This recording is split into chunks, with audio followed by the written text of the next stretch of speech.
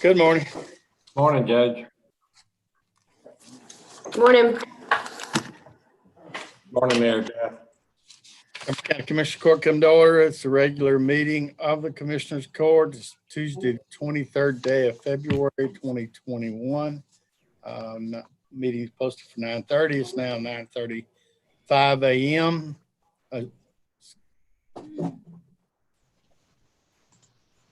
And if you'll all rise, Ron Nichols, our EMS director, just walked in, so he's going to say the prayer and the pledges for us. Ron. Morning, everybody. Lord, I want to thank you for the beautiful weather we have outside. Everybody kind of had to suffer last week, the whole state of Texas and a lot of people in the nation. We're still recovering from that effort. I want to thank you for the team that we've assembled within the county and within the state and the federal government to allow us to deal with these disasters as they come up, to make sure our citizens are taken care of. Keep everybody in their thoughts and prayers. Just passed away recently due to COVID-19 and continuing the struggle and dealing with that pandemic. In the name we pray, amen. And let's have a moment of silence for the 500,000 people, United States folks that have passed away due to COVID.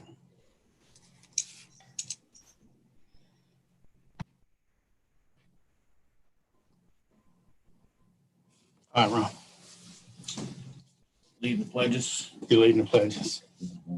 He's pulling the got his flag. I pledge allegiance To the flag of the United States of America and to the republic for which it stands, one nation, under God, indivisible, with liberty and justice for all. honor Honor the the Texas flag. Pledge Allegiance to thee, Texas, one state, under God, one and indivisible. Thank you, Ron.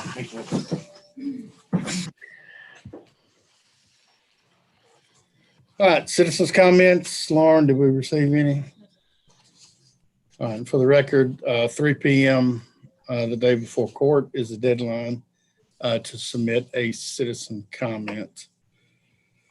All right, 1.1, discuss consider department update. We have public health again this morning, and also emergency management. Ryan's going to talk about the freeze. So Mary Beth, I'm going to turn it over to you first. Good morning. One of these days, I'm going to join. We're just going to visit about something else. But for the time being, I'll give you a little bit of update on COVID-19 and just touch on vaccines and kind of where we are right now. But currently, last week, things slowed down a little bit, of course, because of the freeze. I think that it was, a little cold for people to get out maybe and get tested. And we're hopeful that cases just in general are starting to slow down. So currently in the county, we're at total at 4,177 cases. We have active cases are at 148. So because we had less cases coming in last week, we were able to recover many more people last week. Our total recovered number is 3,993. We've reported 36 deaths. We've tested a total of 21,720. And we currently have about 12 people in the hospital. As the judge said, we did reach a milestone of 500,000 deaths this week. We still continue in Texas to record about 4,400 cases, new cases of COVID a day. And in the United States, we have about 3,000 deaths attributed to COVID every day. So it's still widespread throughout the United States, which is why we're trying to continue our vaccine efforts the way we are.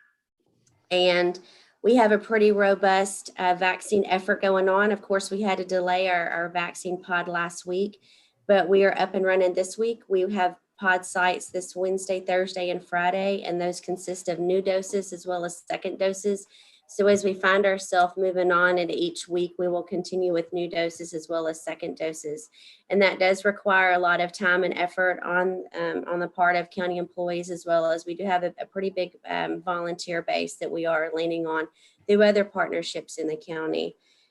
Currently, we have in Chambers County, through Chambers County Public Health, we have received 7,000 doses of COVID vaccine, and we have vaccinated 4,250 people. If you look on the website, it doesn't show that, but MTRAC is really behind on reporting that. On hand, we have, I think we have about 2,700 doses on hand. And again, last week, we got put behind having to, delay those. We have slated to vaccinate about 3,200 people this week, and those include first and second doses. Next week, we will also have 3 days where those will be first and second doses. And again, those will be about 3,000. We have a waiting list currently for anyone who wants to know. We've really tried to put that out there, and it's on the Chambers County Public Health Vaccination webpage. So if you get those phone calls, guide them and direct them to that webpage. Also, they can call the phone bank at 409-267-2460. Our vaccine waiting list is pretty high right now. As a vaccine hub, we have to take anyone, whether they're a Chambers County resident or not. And so what we do is then we put those people right into the slots for our pod dates, which are 2 to 3 days a week. And we ask that everyone please be patient with us as we work through our growing pains of our registration system. We will get those all the way worked out, but we do still have some growing pains, and we do appreciate everyone kind of sticking with us through that. We're currently working on a volunteer registry through people who are just lay people to volunteer at the pod sites. It does take a good bit of people to work through those pod sites. They're a walkthrough pod. Through just lay people as well as clinical people to actually give vaccines, and then also work in our observation area. So we're currently working on that, and we're hoping by the end of the week, the volunteer registry will go out, because lots of people want to volunteer, and we get messages every day, and we do appreciate that. Let's see what else I have on my list. Also, we should be putting out something later on today. We did reach a milestone this week. Hospitalization rates for 7 days were 15% and lower. And so we were able to go back down to restaurants and some other things. We're able to go back to 75%, bars reopen, as well as surgeries and outpatient procedures were able to reopen again. So the judge received a letter from DSHS, and we should be putting something out if it's not already out. So that was great. And we're hopeful again that those trends, hospitalization rates, new cases, and community spread, we're hopeful that vaccines, as well as people, following all the public health recommendations, that we continue that. The last thing I have is that there's some new, CDC put out some new guidance for quarantine. If you're fully vaccinated, 2 weeks after your second vaccination, if you've been exposed to someone who is positive or who is suspected of being positive, you don't have to quarantine. And so you do need to still talk to public health just to make sure you're within that 90-day window. But that is some good positive reassurance that that possibly that the vaccine is really strong and working against even the variant strains. So I think that that's all I have. But I'm always open to questions. There's a lot of information that's still floating out there, but we're hoping we're kind of cresting over that hill. Hey, Mary Beth. Yes, sir. I appreciate the job y'all doing. I know the effort that everybody's putting in is tremendous, and the teamwork in the county and everything. I greatly appreciate all the departments working together. I've had numerous people ask that after they've got their second shot and the weeks went by, they're still required to wear a mask. Because I've had people pull out their cards and show us and stuff like that. But can you elaborate on that? I mean, the governor has not changed any orders regardless if you've had your shots or not had your shots about the mask deal. Yeah, so I know that it is a little frustrating. I think that we thought that as soon as we would get it. So first of all, not everyone is vaccinated. There's still only certain phases that are vaccinated. Second of all, there's still no evidence that if you are fully vaccinated and you are exposed to COVID-19, we're still not far enough out from those trials that say that if you are exposed, that you may still be able to transmit it. You may not have full-blown disease, but you may still have the ability to transmit it, which is why you still have to wear a mask. And until we achieve a level of where a good bit of the population is vaccinated, you're still going to be required to wear a mask, hand wash, social distance, and those kind of things. And two, we don't know exactly who's vaccinated and not. We're not wearing a pin or a label or anything like that, even if you have your card. And again, remember, we are still just about 4 or 5 months out from those initial trials. And so we don't have all the information. We may need a booster. We just don't know everything yet, but it's looking pretty hopeful. And I think that the way I look at it is the ability to not have to quarantine once you've been exposed, to me, is a good first step and a good first look at it. Yeah. Good question. Anybody else? Thank you. No other questions for Mary Beth? Okay. And I don't know if you mentioned, sorry, I was kind of distracted, but on how many vaccines we're planning on giving this week? Yes, sir. We have about 3,200 to give this week and about 2,700 next week. So the next 2 weeks we'll be playing catch up, and those are definitely first and second doses. And then from there on out, it'll be about close to 2,200 every week. We're not a super site, but we're doing our hardest. We're trying our hardest. Yeah, and it's our responsibility to vaccinate the people. And I know they're not all Chambers County residents, but most of them are in our region. So yeah, they're all affected, and they all affect us and our population. Thank you, Mary Beth.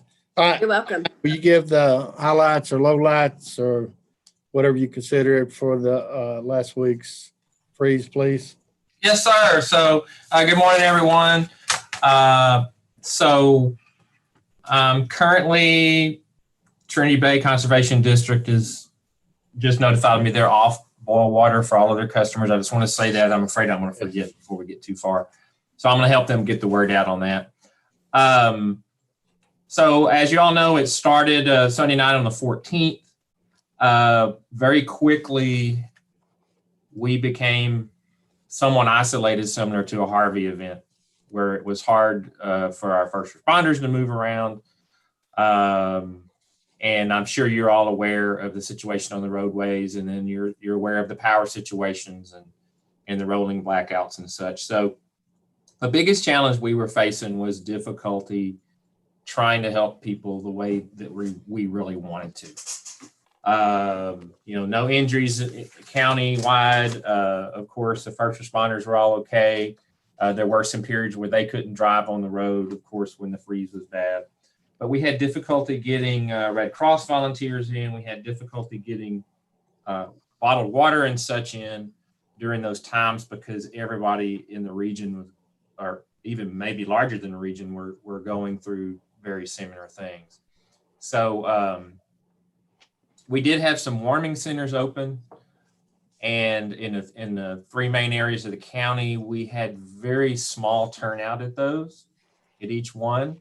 And then to top things off, we lost water at most of them. We had generator power, so that wasn't a problem, but then we lost water and things began to get unsanitary quick. And couple that with COVID, that's what made the warming centers very problematic. We did request water, bottled water from the state, and we didn't start seeing any of that until Saturday morning, and that was only one pallet, which didn't go very far, but we did get that distributed out. We have a little bit more in now from the state, so if there's any needs in your areas, I sent an email out yesterday. So far, the only needs expressed were here at the school and in the city of Anahuac, because they're still under boil water. TBCD was in good shape yesterday, because in Winnie Stowell, the boil water was lifted, and then of course now the rest of it's lifted. So I hope this little situation reports I sent to you guys were helpful. It is my goal next time to use that template closer to the beginning of the incident or the first day of the incident, and have an organized report to send everyone in future events, because we know there's going to be something else happen, and just like we always do, we're going to pull together and we're going to take care of it. So that being said, are there any questions or anything that I can help with? No, great team effort again. One of the only good things that came out of COVID, we now know how to have meetings without being in person. It went very well with our teams meetings with our folks and also the other entities in the county. And you could do it without, you could do it safely without getting out on the roads. So it worked really well. And thank you, all of you who worked and did so much. I was in the meetings, but I know there were a lot of folks, Road and Bridge and Ryan and communications, and a lot of people that were out in it. So thank you so much. Appreciate it. Any questions, Ryan? Okay, Ryan, stay on. 1.2, discuss and consider Commissioner's Court order extending the county judge's disaster proclamation from winter weather and below freezing temperatures from 2/12/21 through 2/20 and 2/20/21. We need to extend this due to the fact that we are still in recovery. So to keep everything in order, we need to extend it. Correct, Ryan? Anything you want to add? Yes, sir. Yes, sir. And I appreciate you mentioning recovery. I failed to mention that. So FEMA has approved individual assistance and public assistance. So the county is currently assessing their damages. My understanding preliminarily, it wasn't a whole lot as far as our public buildings went, which is great. You all have heard of problems that citizens have a lot of problems with busted pipes and the damages that are covered for that. So they did approve a presidential declaration, which opens up individual assistance, and you can go to disasterassistance.gov, and there's a way for you to apply online. There's also a 1-800 number that you can call for FEMA on that website. If you log on, then you can get disaster. And that information is also on our website and Facebook. Yeah. Yes, sir, it is. I just want to make sure everyone knew. And so extending this declaration is important to make sure our recovery efforts are on track. And in the document, the judge or the court can terminate it once this document is approved. The judge of the court can terminate it when it's no longer necessary. Hey, Judge. Yes. I know, over on the east side here, we have a lot of rock roads.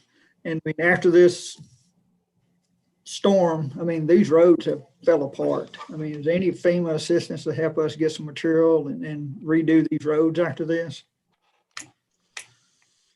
We can work on that, Commissioner. Okay. Thank you, sir. Yeah. All right. Any other questions, Ryan? I'll entertain a motion to extend the disaster proclamation. So moved, Judge. I'll second it. Motion by Commissioner Gore, second by Commissioner Combs. No other questions. By the way, Ryan mentioned that we didn't have a whole lot of damage to our county facilities. So kudos to the maintenance department for spending a lot of time preparing our buildings and parks and everything else. Hey, they was out working on generators and everything. It was another great group there. It was. All right, those in favor? Aye. Opposed? Motion carries. Thank you, Ryan. Thank you, Judge and Court. And if there's anything you guys need from me, please don't hesitate to reach out. Appreciate it. All right, 1.3, discuss and consider resolution in opposition to SB 234 and HB 749, efforts to silence county officials. Commissioner Hammond. Yes, sir. Good morning, everyone. Good morning. This topic's raised some discussion this morning, so I'd like to present some facts from my side and what I come up with and why I submitted this resolution to the court. So Chambers County spends around $3,000 a year on dues to different associations to help represent the county, which that includes TAC, which is the Texas Association for Counties, and also the County Judge and Commissioners Association. So, and some of these guys are present during the state legislation sessions, and they're basically our eyes and ears for us to keep us informed of what bills are coming through the House.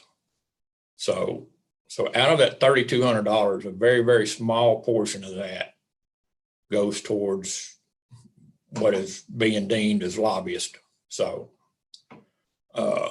last year alone, unfunded mandates cost Chambers County over $10 million. So that's $10 million that the taxpayers are paying due to these unfunded mandates that the state legislature passes and forces us to do.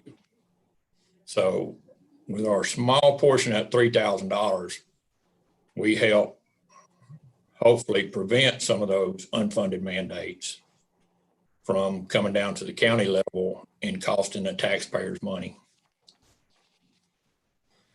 So there's a whole lot more to that discussion, but I mean, we could talk about this all day. So, but that's the facts from the county standpoint, and those numbers are factual. I don't know where the other numbers come from. I'm not sure where the $41 million comes from that supposedly Texas is paying, taxpayers are paying in unfunded or a funded lobbyist. So.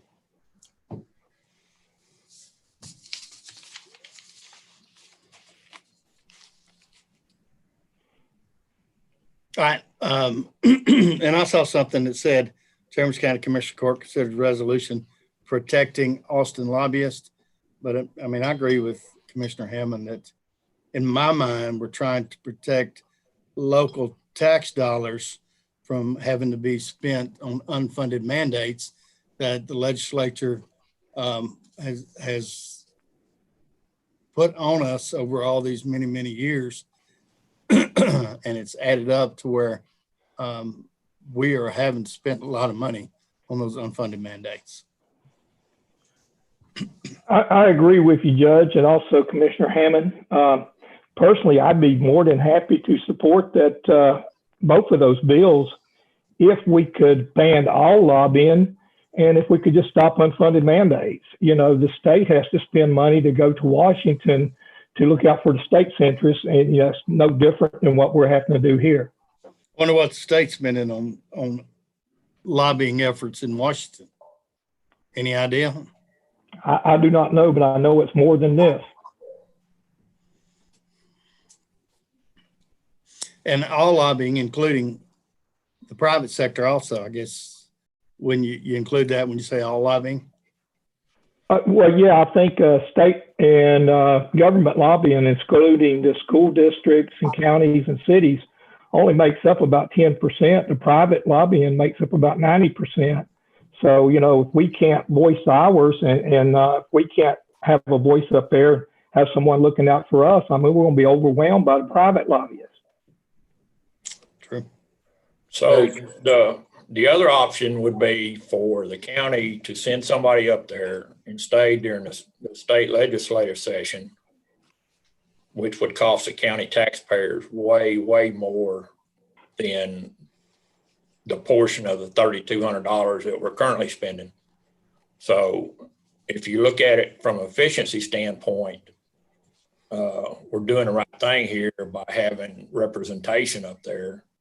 And keep in mind, these guys that are representing us at the state legislature, they're well versed in the laws and the bills that are being pushed forward. So, and basically what they do, all they do is bring information back to us about the bills that are being considered. And they try to find the pros and cons of those bills and give that information back to us so that we can make sound decisions. So they bring the information back to us so that we can lobby our legislators correctly. Is that what you're trying to say, Commissioner? Yes, sir. That's correct. I agree with that. And, you know, it's especially hard on these smaller county, I mean, we're not a large county, but these smaller counties that doesn't have the personnel or the money to go to Austin and the cities and school districts. Right.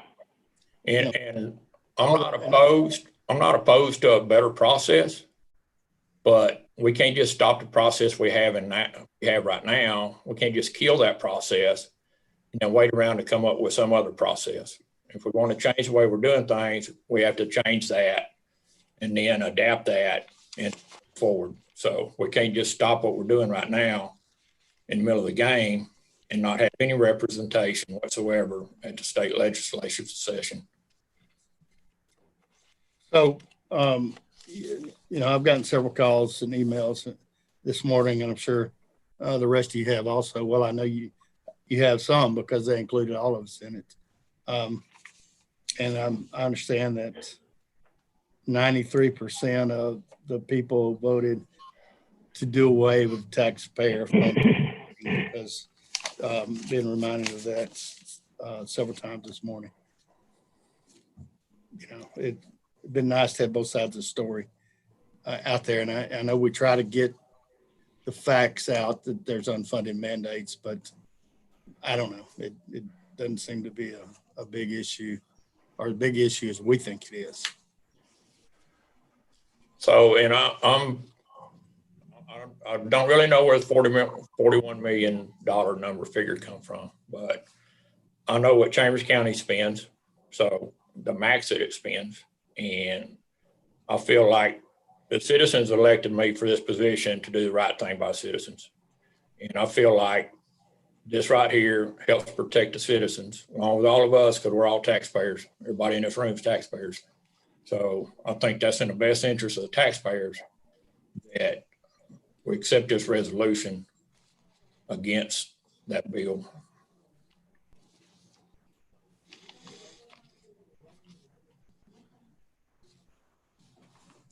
So I actually, from the research that I had Aaron doing yesterday, I know you said 3,000, but it's more like $1,500 that goes to the county judges, the Commissioners Association of Texas.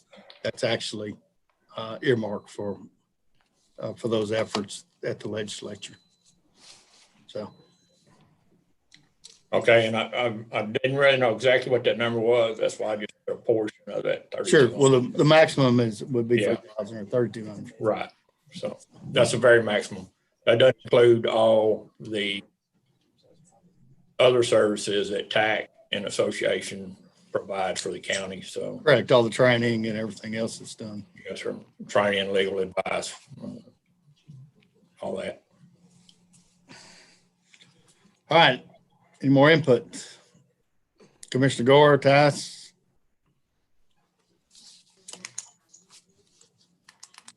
Commissioner Hammond, entertain a motion. Yes, sir.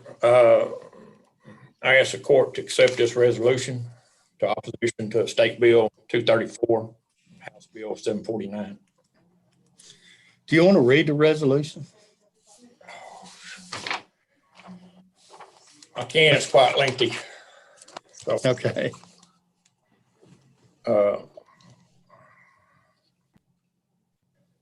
so I can read it. So the opposition to the bill adds, bill was filed in the 87 Texas legislature would prohibit county funds from being used to join and support nonprofit county associations which provide collective communication, keyword collective communication, to state legislatures.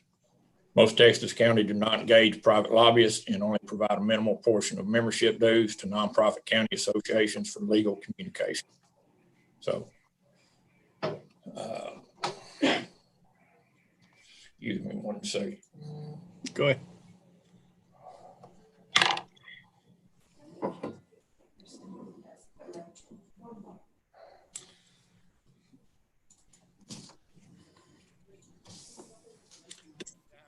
I mean, this is an important matter, so we need to. It is. And so there was some talking points for the bill, and one of it would limit the ability for rural counties to participate in the legislative process. would create an inefficient use of county resources by requiring county officials to separately communicate with legislatures. Would prevent counties from expressing a collective position through nonprofit associations. It would limit legislative communication to private special interest groups, would discriminate against local officials while continuing to allow the use of state funds for legislative communication by state agencies. So basically, this is hindering the county, and the state continues to do as it sees as free will. So you want to go ahead and read the resolution in its entirety? Sure. I think it's important enough we need to. Okay. Whereas taxpayer funded lobbying by local governments accounts for less than 10% of total lobbying activity, while corporate and special interest lobbying interests make up 90% of total lobbying. State of Texas, the Texas legislature, the state agencies actively employ large numbers of taxpayer-funded lobbyists to analyze and monitor thousands of bills filed each legislative session and to advocate for its interest in Washington. Yet these bills would deny local communities the same ability while continuing public support for state agency lobbying.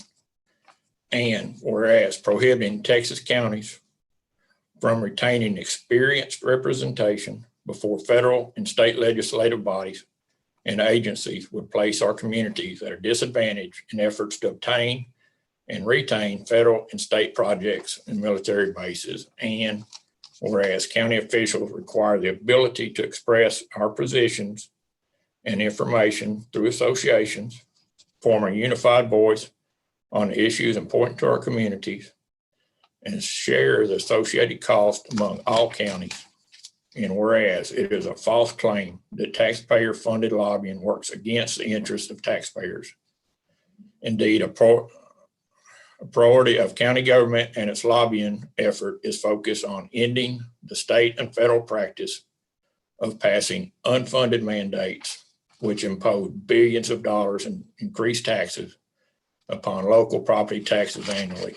And whereas smaller counties especially need to be able to combine their resources through their associations to monitor the thousands of bills filed each legislative session and effectively present their unique issues to the state and federal government. And whereas the prohibition of State Bill 234, House Bill 749 would violate the basic principle of open and robust discussion and turn the halls of Texas Capitol into a one-sided conversation dominated by special interests.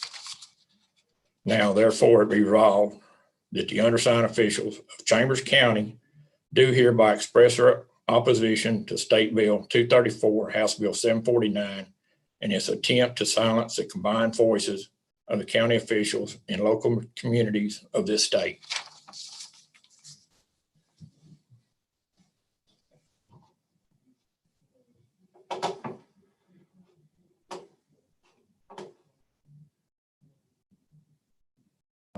I don't know if any of you have heard from any other elected officials.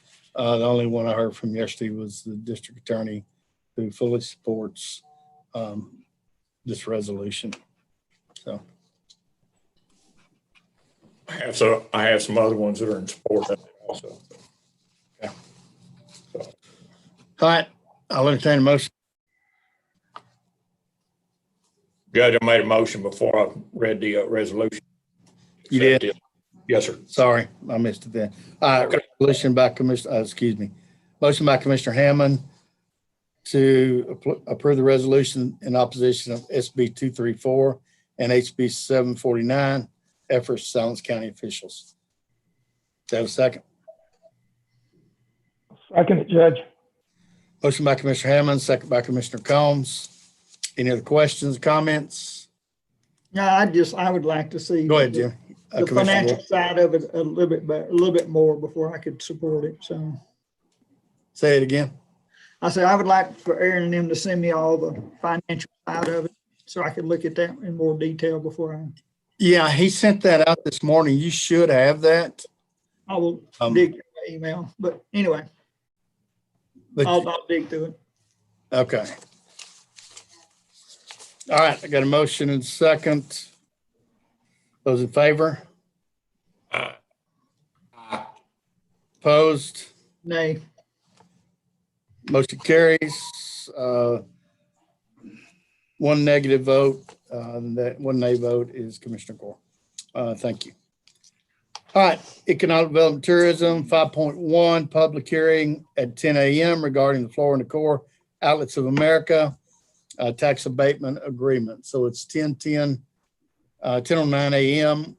We're going to go into recess out of regular session, go into public hearing. Also on 5.3, public hearing regarding the Plastic Express 2021 reinvestment zone.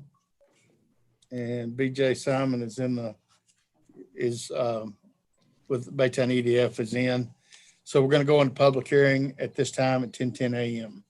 There were no public comments received. Any public comments from the court?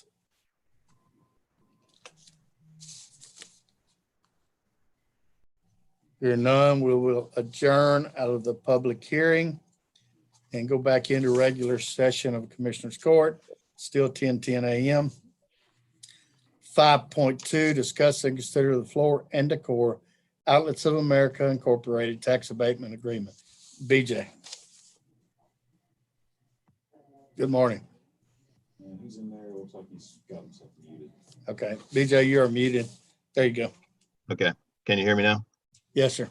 Yes, good morning, Judge and Commissioners. The agreement you have before you is the agreement that was approved by the court on January 12th when the reinvestment zone was established, and the agreement reflects the terms and conditions that were approved at that point.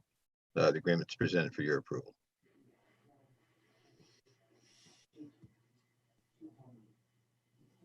Just as a matter of reminder, this is Floor and Decor is going to be constructing a fulfillment, logistics and distribution facility in the Cedar Fort Industrial Park. It's a build-to-suit project, 1.5 million square feet. It's anticipated that by year 2027, 182 jobs will be created, and the capital investment is $56 million.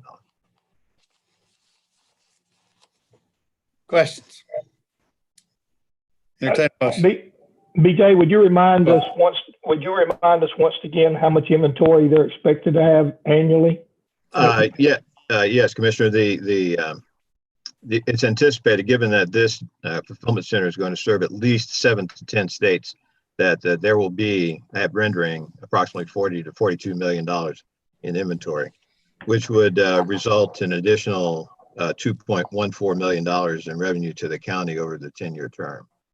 Just as a reminder, the tax abatement in and of itself, based upon the current tax rate, is $1.9 million over a 10-year period. The county would derive $3.4 million in revenue based upon ad valorem tax and inventory tax. Right. So starting day one, we're getting approximately $60 million added to our tax rolls. So, and creating the jobs. So to me, that sounds like a good deal. Very good, Billy. That's a great deal. I mean, with the economy and everything we're facing right now, I mean, the continued growth and the foresight of the court and BJ and all of them, I greatly appreciate it. All right, entertain a motion. So move. Second. Motion by Commissioner Combs, second by Commissioner Gore. Any other questions? Those in favor? Aye. Opposed? Motion carries. 5.4, discuss and consider order establishing the Plastic Express 2021 reinvestment zone. BJ. I'm sorry, Judge. The public hearing has to be established. I think it's 5.3. No, I went into public hearing on both of them. Okay, very good. I'm sorry. My apologies, Judge. No, that's okay. But yeah, I took both of them to the public hearing. Very, very good.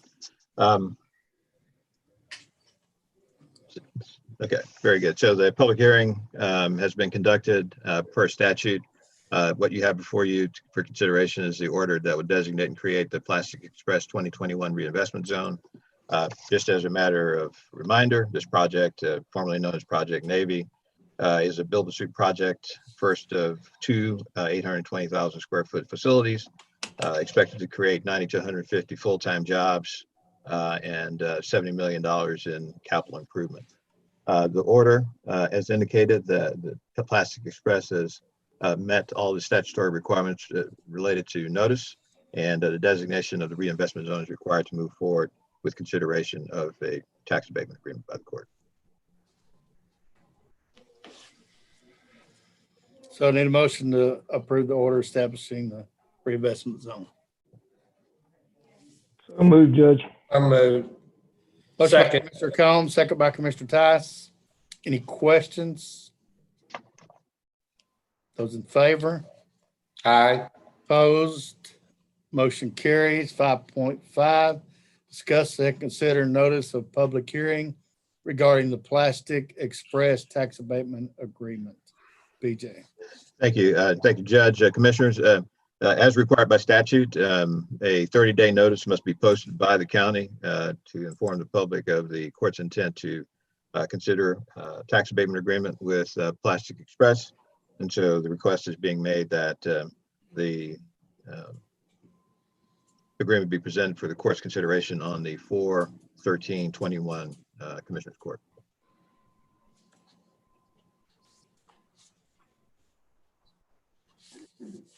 Entertain a motion. So moved. Second. Motion by Commissioner Combs, second by Commissioner Tice. Any questions? Those in favor? Aye.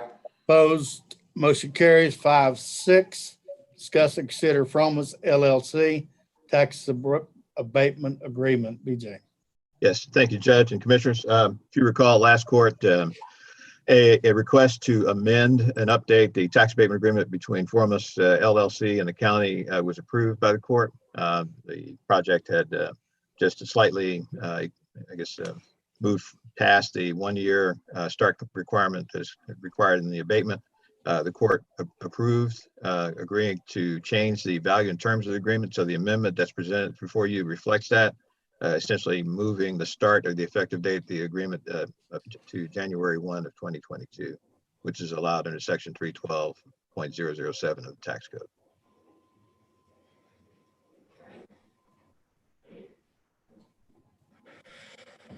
I move to accept that agreement.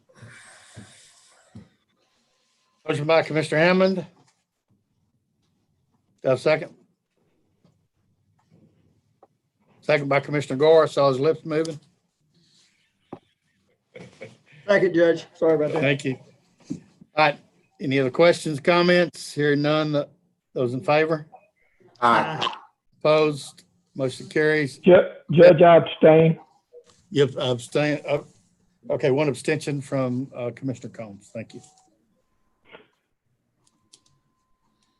All right, BJ, thank you so much. Thank you, Judge, Commissioners. Take care. You too. Thank you.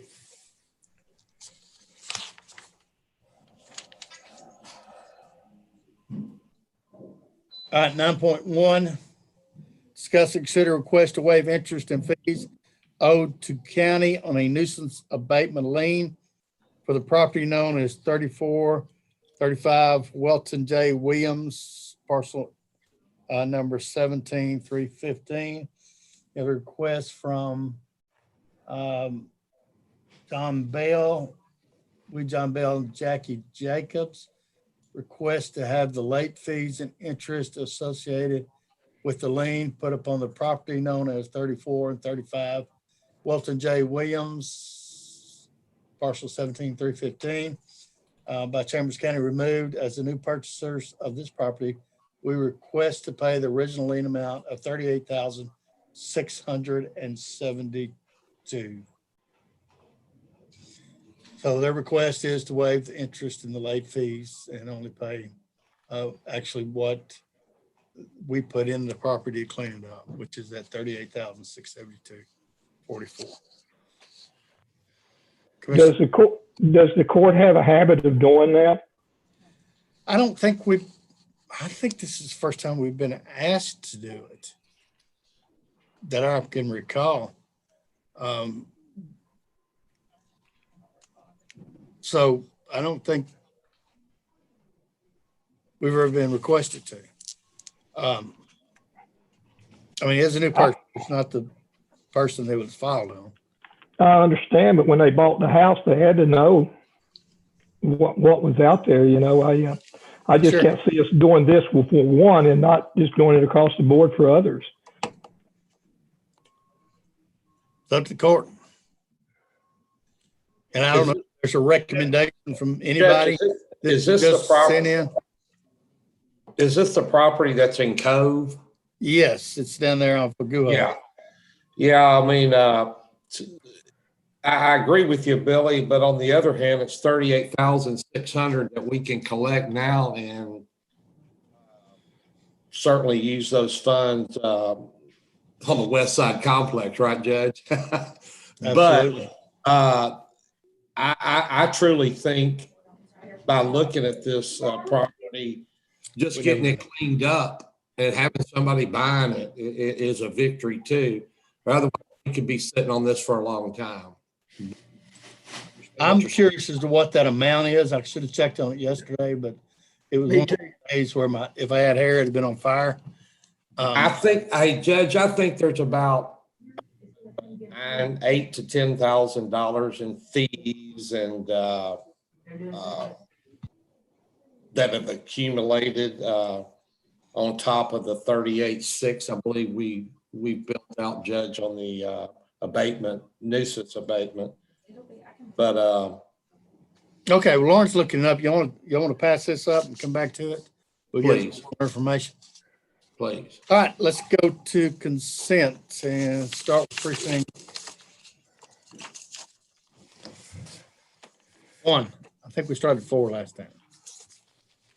I'm gonna make a note. We started 1 this time. Lauren can remind me next time where we go. All right, Commissioner Gore.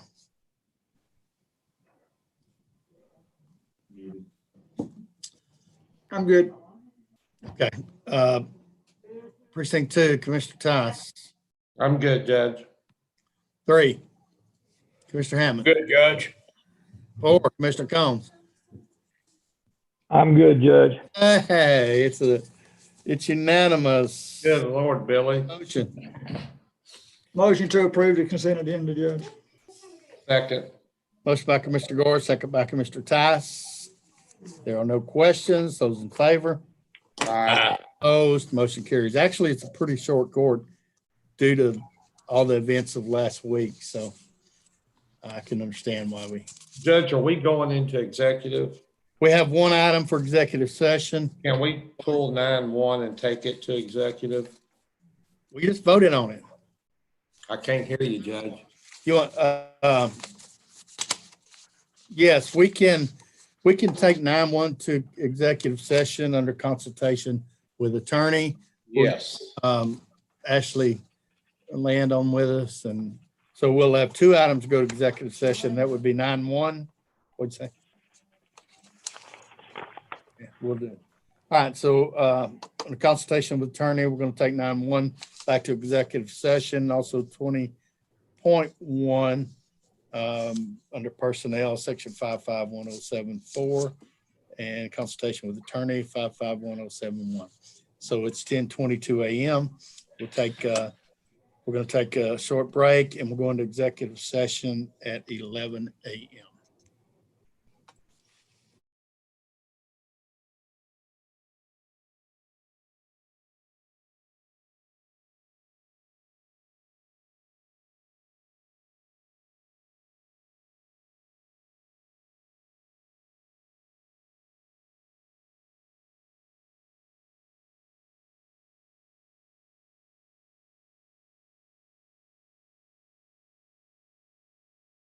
The executive session at 11 a.m. I just. Oh, let me correct for the record. We're going to executive session 11 a.m. We're actually going to executive session at 10:30 a.m. So we're going to leave, take a short break, and go into executive session at 10:30 a.m. Thank you.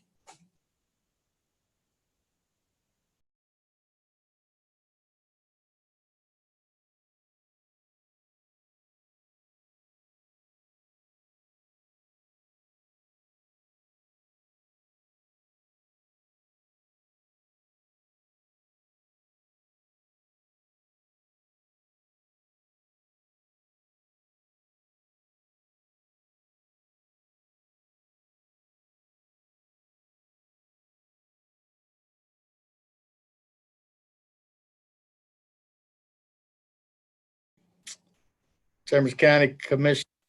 We're not muted. are we? No, you're good.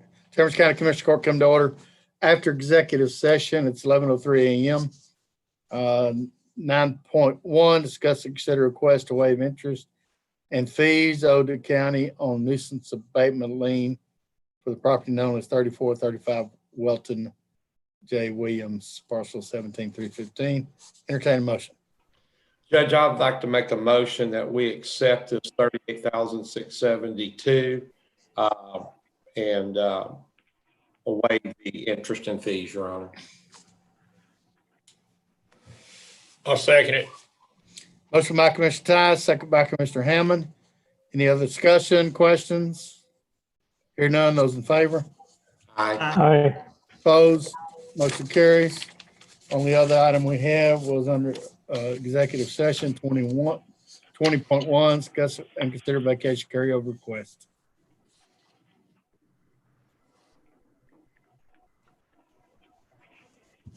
And I'll entertain a motion. Judge, I'll make a motion that we approve 40-hour carryover. I'll second that, Your Honor. Motion by Commissioner Combs, second by Commissioner Tice. Approve 40 hours vacation carryover. I think for the record, we need to go and mention that it is for Camarina Rivas, mosquito control inspector. Any other comments, questions? Hearing none, those in favor? Aye. Opposed, motion carries. Thank you, gentlemen. Enjoy the warm weather. Thank you, Tommy. Jimmy. Good day. Thank y'all.